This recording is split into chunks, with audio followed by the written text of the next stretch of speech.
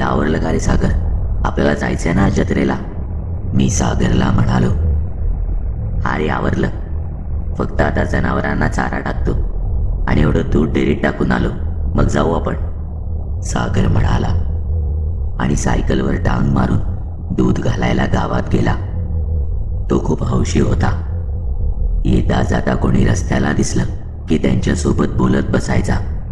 दूध डेअरीत टाकून सागर घराकडे वळाला. रस्त्यात त्याला काही ओळखीची माणसं भेटली, तसे त्यांच्यासोबत बराच वेळ बोलत बसला. आता संध्याकाळचे 7 वाजत आले होते. उन्हाळ्याचे दिवस असल्यामुळे अजून थोडा उजेड होता. मी सागरची घरी बराच वेळ वाट बघितली. शेवटी 7:45ला तो घरी आला. खंडोबाची जत्रा होती. जत्रा जास्त मोठी नव्हती. शेजारच्या वस्तीवर जेवणाचा कार्यक्रम होता. आमच्या वस्तीपासून ती वस्ती साधारण 3 किलोमीटर अंतरावर होती. जाण्यासाठी फक्त पायवाट असल्याने आम्ही सायकल न घेताच पायीच निघालो. आता अंधार पडला होता आणि त्या सागर मला त्या रस्त्यावर घडलेला भयानक प्रसंग सांगू लागला. तुला माहिती आहे का, इथे आपल्या गावातल्या बबनचा खून झाला होता. बबन हा गुन्हेगार होता. त्याच्यावर चोरीचे गुन्हे होते. तो किरकोळ चोऱ्या करायचा, पण एके दिवशी त्याने आमदाराच्या घरात सोन्याच्या दागिन्यांची चोरी केली आणि आपल्या गावात याच रस्त्याच्या बाजूला जमिनीत एका मडक्यात पुरली. जेव्हा ही गोष्ट आमदाराला कळली तेव्हा तो गावात आला. बबनने जिथे ते सोन्याने भरलेले मडके पुरले होते त्याच ठिकाणी बबनला जिवंत पुरलं. हाच तो रस्ता. बबन बराच वेळ तडफडत होता, पण कोणत्याच गावकऱ्याची हिंमत नाही झाली त्याला बाहेर काढायची. शेवटी त्याने जीव सोडला. हे सगळे याच वाटेवर घडले. त्यानंतर गावात विचित्र घटना घडायला लागल्या. रात्री 12 वाजल्यानंतर इथल्या आसपास राहणाऱ्या लोकांना कधी गुरगुरल्याचा तर कधी कोणीतरी जमीन उकरत असल्याचा एक वेगळाच आवाज येऊ लागला, पण बाहेर कोणी दिसत नसे. एकदा गावातला भीमा पेलवान रात्रीचा इथून जाताना त्याला मागून एक आवाज आला. तो आवाज खूप विचित्र होता. तो ऐकून भीमाला घाम फुटला आणि काहीही न बोलता तो पुढे चालू लागला. तेवढ्यात त्याला सोन्यानं भरलेलं एक मडकं दिसलं. भीमा ते उचलणार तेवढ्यात त्याने भयंकर असे काहीतरी बघितले आणि जोरात पळू लागला. घरी येता येता त्याला खूप दम लागला आणि तो अंगणातच बेशुद्ध पडला. जेव्हा तो शुद्धीवर आला तेव्हा त्याने सांगितले त्या मडक्यात त्या बबनचेच मुंडके होते आणि सगळ्यात भयानक गोष्ट म्हणजे काही दिवसांनी त्याचे मुंडके एका मडक्यात सापडले आणि त्याचं धड शेतात. म्हणून आता या वाटेने रात्री कोणीच येत नाही. सागरच्या या बोलण्यावरून माझं काळीच बाहेर यायचं बाकी होतं. मी त्याला म्हणालो, अरे तुला सगळं माहीत असून पण मला या वाटेने आणलं. तेव्हा सागर म्हणाला, अरे घाबरू नको रे, तू 12 वाजल्यानंतर येतो, आपण लवकर जेवण करून निघू. सागर हे फक्त ऐकून होता आणि त्याचा स्वभाव विनोदी असल्यामुळे तो गमतीत बोलायचा. मला तर वाटत होतं की कधी आम्ही एकदाच इथून निघून जातोय. उन्हाळ्याचे दिवस असल्यामुळे आजूबाजूला शेतात काहीच नव्हतं. कडुलिंबाची आणि बाभळीची झाडं तेवढी होती. चंद्राच्या प्रकाशात ती अकराळ विक्राळ दिसत होती. मध्येच कोणीतरी झाडावरून आपल्याला बघतंय असा भास व्हायचा. तर खुरट्या झाडांची जेव्हा पायाला टक्कर व्हायची तेव्हा असं वाटायचं की कोणीतरी आपल्या पायाला पकडतंय. चालत चालत मला सागरने ती जागाही दाखवली जिथे बबनला पुरलं होतं. मी मात्र तिकडे न बघता सागरला होकार दिला. मी जीव मुठीत घेऊन चालू लागलो. बराच वेळ चालल्यानंतर आम्हाला लाईट्स दिसू लागल्या आणि स्पीकरचा आवाज आला आणि तेव्हा माझा जीव भांड्यात पडला. आम्हाला काही गावातली पोरं सुद्धा भेटली. आम्ही त्यांच्यासोबत गप्पा करून जेवायला बसलो. जेवायला मालच्या आणि हरभऱ्याच्या घोगऱ्या होत्या.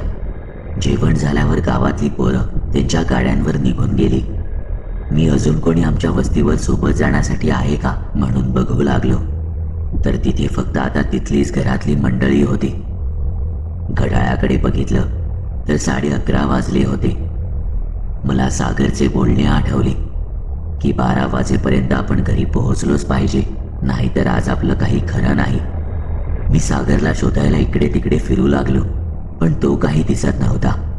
मला वाटलं की सागर पण आपल्याला सोडून निघून गेला असेल. मी बरेच घाबरलो. तेवढ्यात कोणीतरी माझ्या खांद्यावर हात ठेवला आणि मी मागे बघितलं तर तो सागर होता. मला सागरला बघून जरा हायसं वाटलं. सागर लहानपणापासून गावात राहणारा असल्यामुळे त्याला तिथला परिसर ओळखीचा होता आणि त्याला भीतीही तितकी वाटत नव्हती. तो एकदम बिनधास्त राहायचा. सागर मला म्हणाला, घाबरलास की काय? तुला कसं सोडून जाईन मी एकट्याला? तसे मी त्याला म्हणालो, बरं चल बाबा, आता खूप उशीर झालाय. तेवढ्या सागरने वेळ बघितली आणि त्याचा चेहरा गंभीर झाला. पण लगेच विषय बदलून त्याने मला लवकर चालायला सांगितलं.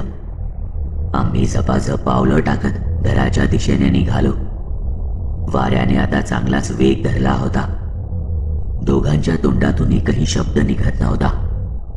सागरने काहीही न बोलता माझा हात घट्ट धरला होता.